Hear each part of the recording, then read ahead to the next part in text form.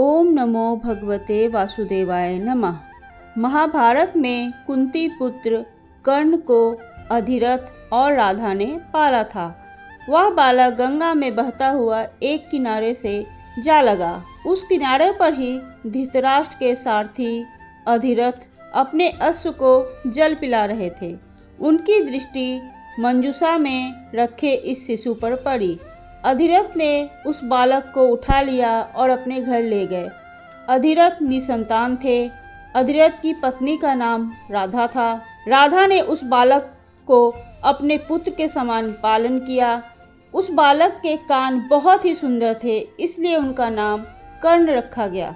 इस सूत दंपति ने ही कर्ण का पालन पोषण किया था, इसलिए कर्ण को सूत पुत्र भी कहा जाता है। और राधा ने इनका पालन पोषण किया था, इसलिए इन्हें राधे भी कहा जाता है।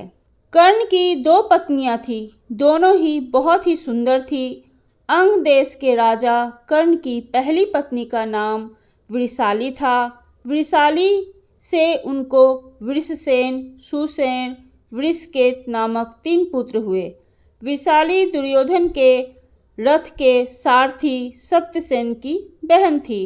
कहते हैं कि वृषाली ने कर्ण के मृत्यु के बाद उनकी चिता पर ही अपनी समाधि ले ली थी।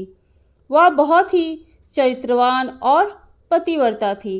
वृषाली के बारे में मान्यता है कि उसने द्रौपदी को सलाह दी थी कि तुम महल छोड़कर अपने पिता या भाई के यहाँ चली जाओ, लेकिन द्रौपदी ने उनकी सलाह नहीं मानी और कुछ दिनों बाद ही द्रौपदी के चिरहरण की घटना हुई।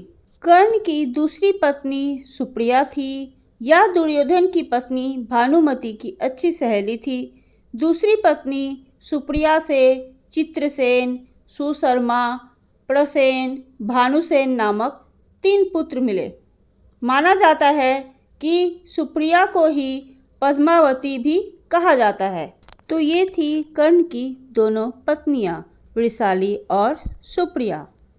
आपको ये कहानी कैसी लगी, प्लीज़ मुझे कमेंट करके ज़रूर बताइएगा।